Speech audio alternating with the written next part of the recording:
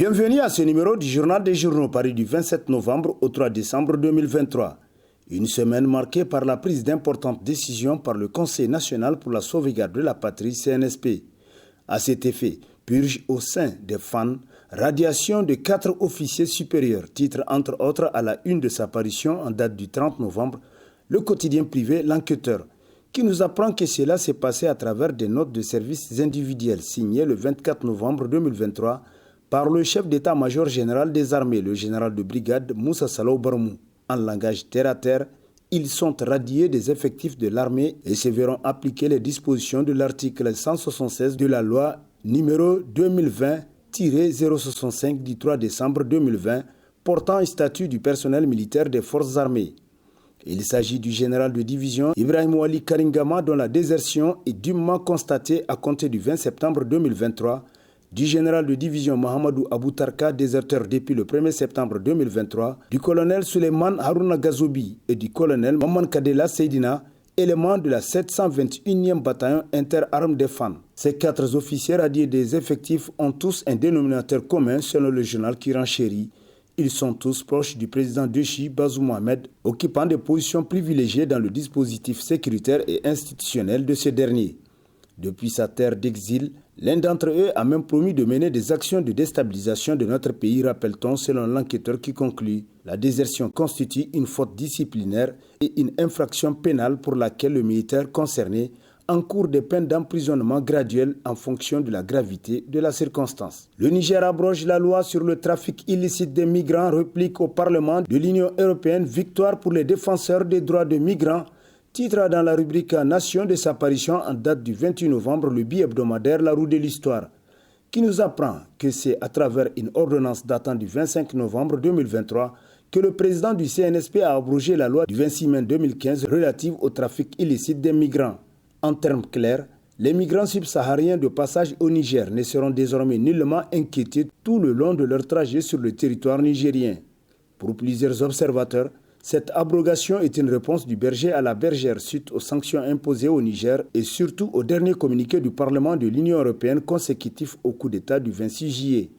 Depuis le changement du régime, il y a de cela 4 mois, les pays membres de l'Union européenne, avec la France en tête, ont suspendu toute coopération avec les nouvelles autorités du pays qu'ils continuent de qualifier de putschistes illégales, constate le journal qui poursuit. En attendant la réaction des gouvernements européens, les organisations de défense des droits des migrants vont se frotter les mains. Elles, qui ont organisé les 27 et 28 février dernier une rencontre à Niamey pour entretenir leurs membres sur la plainte déposée contre l'État du Niger devant la Cour de justice de la CEDEAO afin de dénoncer la loi portant trafic illicite des migrants, conclut La Roue de l'Histoire. Vote du Parlement européen condamnant le coup d'État au Niger, Bazoum tombé dans l'oubli, la France tente de le ramener en surface, s'exclame dans ses colonnes l'hebdomadaire Le Monde aujourd'hui, pour qui même ses soutiens de la CEDEAO semblent se résigner à son sort, puisque l'on ne les entend plus franchement évoquer même son nom, a fortiori demander sa libération. Au Niger, même son parti, le PNDS, semble de son côté avoir fait le deuil d'un des siens. C'était dans ces conditions, à l'instigation sans doute de la France revancharde, que la semaine dernière, le Parlement de l'Union européenne avait voté une motion condamnant le coup d'État du 26 juillet 2023, soit 4 mois après l'événement. Cette initiative parlementaire était sans doute l'œuvre de Paris, qui souhaiterait voir l'Union européenne se montrer hostile au CNSP pour tenter d'isoler davantage le Niger sur la scène internationale. Mais ce serait là sans doute peine perdue, car l'Union européenne n'est pas le centre du monde. La France et ses partenaires européens continuent à vivre sous une illusion de puissance planétaire alors que les cartes géostratégiques mondiales sont rabattues avec l'émergence grandissante des BRICS, d'après l'hebdomadaire qui poursuit. Aujourd'hui, que l'Union européenne suspende cette aide au Niger, cela est égal à 0. En réalité, on le sait très bien, tout cela est une manœuvre de Paris qui risque de perdre gros au Niger, notamment l'exploitation iranifère qui pourrait lui échapper dans les prochaines années.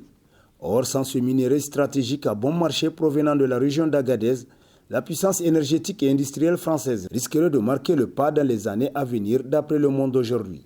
Mohamed Bazoum, chef d'État ou chef de son clan, s'interroge Niger Inter Hebdo, qui constate que l'affaire des sommes d'argent impressionnantes tombées dans l'escarcelle des milieux d'affaires de l'entourage familial de l'ancien président Mohamed Bazoum est sur toutes les langues. On pourrait presque parler d'une affaire de clans familiaux. Y figurent des parents directs de Bazoum Mohamed et leur connexion libyenne et la famille de son épouse. Pendant ce temps, lui, Bazoum Mohamed, continuait de nourrir d'illusions les populations du Niger. Sur les ondes des médias, il a annoncé qu'il sera intraitable dans la lutte contre la corruption. Ensuite, il braque les projecteurs de la presse sur d'autres acteurs, selon le journal qui nous apprend que même les responsables de son parti politique et les partis de sa majorité gouvernementale ne trouveront pas refuge, a-t-il assez souvent martelé. Bazoum, un génie politique? Se demande Niger Inter Hebdo pour qui? Peut-être. Mais ce qui est sûr, c'est un talentueux comédien, un vrai homme de théâtre qui a parfaitement joué la scène pour emballer tout le monde.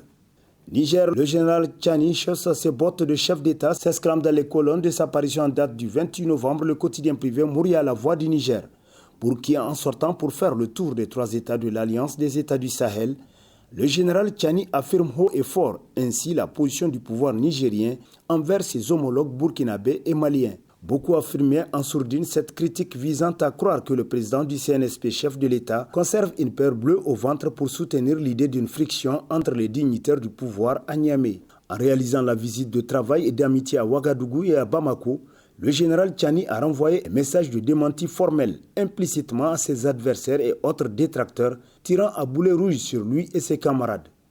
Il redonne également à tous ses soutiens le sentiment fort que les critiques formulées contre lui et ses camarades reposent essentiellement sur la citation accomplie de Barou d'honneur.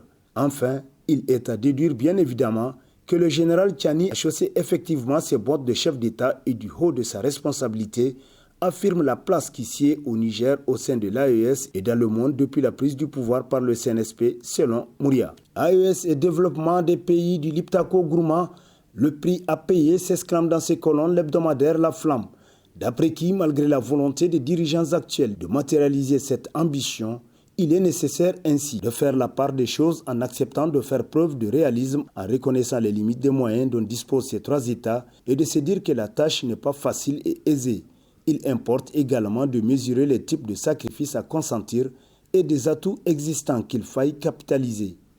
Dans cette phase cruciale, les États de l'AES doivent accepter de s'ouvrir et continuer à composer avec les autres pays africains qui, à tout point de vue, ont des préoccupations communes de développement et d'échanges commerciaux, selon La Flamme. Amère vérité, nous devons être capables de faire la part des choses, ne rien céder à ceux qui ont ruiné ce pays, mais comprendre et soutenir l'action du CNSP dans son combat pour la souveraineté nationale.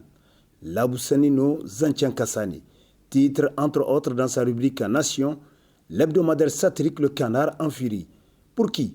Il s'agit d'une part de cultiver les valeurs contenues dans l'hymne national et chantées par tous les enfants aujourd'hui, mais également de faire jouer à la justice son rôle, faire rendre gorge à tous ceux qui ont fait main basse sur les deniers et biens publics. Nous devons donc être capables de faire la part des choses et ne rien céder à ceux qui ont ruiné ce pays, mais comprendre et soutenir l'action du CNSP. C'est vrai, ce sont les 2 cornes d'un même taureau et le CNSP doit impérativement veiller à ce que l'une ou l'autre ne soit pas négligée. Si la justice est faite sur tous ces dossiers de malversation où l'État a été spolié de plusieurs milliers de milliards, alors tout, absolument tout, va baigner dans l'huile d'après Le Canard en furie qui conclut. Le CNSP trouvera vent debout le peuple nigérien à ses côtés pour tous les combats à mener. Sahel et trafic, la reprise de Kidal révèle des implications nigériennes dans le terrorisme et dans le trafic de drogue, titre à sa une l'hebdomadaire Le Courrier, qui nous apprend que ces documents mettent en cause aussi bien l'ancien régime d'Issoufou Mahamadou que celui de Chi de Bazoum Mohamed, qui pourrait avoir parrainé le terrorisme sous l'égide de la France. Quant au trafic de drogue, les Nigériens savaient que l'ancien régime y était pleinement impliqué quand on sait ses accointances avec certains milieux de narcotrafiquants dont certains éléments avaient servi le régime comme conseiller à ne rien faire, sinon qu'à profiter peut-être de passeports diplomatiques pour fructifier leur business. Bref, la Camorra avait ses tentacules dans tous les compartiments du pouvoir de l'époque, à la présidence, à la primature, à l'Assemblée nationale notamment. Chacun de 2 hommes, Issoufou et Bazoum, avait ses hommes actifs dans le domaine et travaillait avec. On pourrait logiquement s'attendre de voir des rebondissements après que les documents trouvés à Kidal aient révélé des secrets sur les crimes et les trafics que la sous-région a connus, selon Le Courrier qui conclut « On n'a pas fini d'apprendre sur le PNDS et ses hommes ». Raison d'espérer, titre pour son éditorial l'hebdomadaire L'Éclosion, pour qui notre force, ayons-en conscience constamment, est dans notre unité. Pendant plus de 10 ans, Nous n'avons pas pu venir à bout de la gouvernance catastrophique du PNDS Tareya parce que nous étions divisés. En revanche, nous avons pu maintenir le CNSP malgré les menaces monstres de la France et sa CEDEAO parce que nous sommes unis. À partir de ces deux exemples, nous ne devons ni ne pouvons plus nous tromper de combat, encore moins d'adversaires. D'autant plus que le général Tchani et ses camarades nous ont débarrassés d'une gangrène sociale pire que le cancer dans le corps humain, alors que nous étions désarmés face à un régime qui nous brimait, nous humiliait, nous piétinait à longueur de journée, de mois et d'années, constate l'éclosion pour qui, mieux, aujourd'hui nous avons l'espoir d'un lendemain meilleur, l'espoir d'une refondation de la République pour tourner définitivement le dos à l'instabilité politique et la dictature pour amorcer le progrès, le développement de notre beau pays. Les exigences communes de la résilience face aux sanctions de la CEDEAO titrera dans sa rubrique Société le bimensuel Levé Plus qui constate qu'au moment où le Niger s'est engagé avec détermination et fermeté dans le combat pour sa souveraineté et son indépendance, tous les citoyens étaient parfaitement conscients des sacrifices à faire pour relever ce défi. Les Nigériens ont fait preuve de grande résilience pour supporter les effets de ces sanctions. Certains sont allés en chômage technique, d'autres ont dû fermer leurs services et commerces, et tous se sont adaptés au délestage de la Nigélec et accepté les retards dans les paiements des salaires. À ces commerçants, il faut aussi ajouter la Nigélec et la SIN qui se permettent de procéder à la suspension de l'électricité et de l'eau pour les retards de paiement alors même que ces structures sont conscientes de la situation réelle du pays. Pareil pour certains bailleurs qui ferment les yeux pour exiger les paiements dans des délais courts des frais de loyer. Au regard de cette situation, le gouvernement se doit dans ce contexte d'accompagner les populations avec des mesures souples et humaines pour amoindrir les impacts des sanctions que subit le pays, selon Levé Plus. Châtiment corporel dans les établissements scolaires, où est passée la ministre Elisabeth Chérif? S'interroge dans sa rubrique Éducation le bimensuel Le Troisième Œil, qui nous apprend qu'il s'est passé la semaine dernière au sein d'une école privée de la capitale un cas particulier qui nécessite à la fois l'œil vigilant de la ministre de l'Éducation nationale et celle de la ministre de la Population et de la Protection de l'Enfant. C'est inimaginable, pourtant les faits se sont passés d'après le journal qui nous apprend davantage qu'une enseignante sous la protection de on ne sait qui, sans sentiment aucun, sans instinct maternel, se permet de gifler gratuitement ses élèves tout le temps sans être inquiétée, causant des graves préjudices à l'apprentissage. Le dernier cas qui s'est produit la semaine dernière est tout simplement la résultante d'un léger retard d'un élève de sa classe qu'elle a giflé de toute sa force et qui se plaint actuellement de bourdonnements d'oreilles et de maux de tête. Pourquoi des innocents élèves sont traumatisés par des méchantes enseignantes pendant que le CNSP se bat pour redonner à notre système éducatif toutes ses lettres de noblesse? Se demande le Troisième Œil. Mais en attendant la réponse à cette question, pour notre part, au-delà du châtiment corporel, nous attirons l'attention de la ministre en charge de l'éducation sur d'autres faits qui nuisent à l'école nigérienne.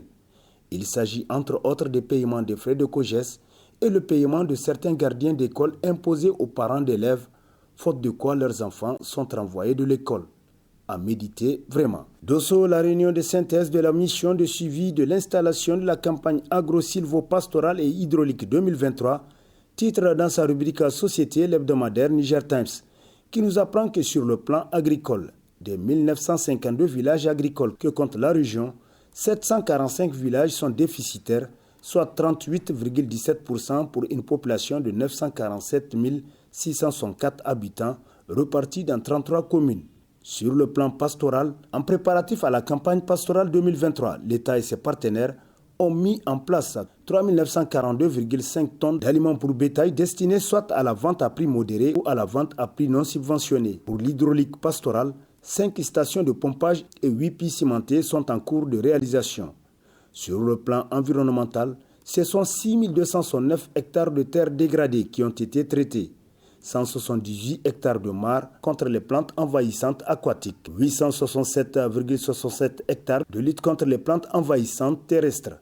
Sur le plan hydraulique et assainissement, le taux d'accès théorique à l'eau potable de la région est de 66,31%, tandis que celui de la défécation à l'air libre est de 85%. La région enregistre 279 nouveaux équivalents points d'eau modernes réalisés, dont 262 en milieu communautaire et 52 réhabilités pour desservir 65 500 habitants et 154 éduqués réalisés selon Niger Times. Et sur ce prend fin le présent numéro de la revue de presse. Prochain rendez-vous, plaise à Dieu dans une semaine, avec toujours la même passion de vous servir. Bonne lecture et au revoir.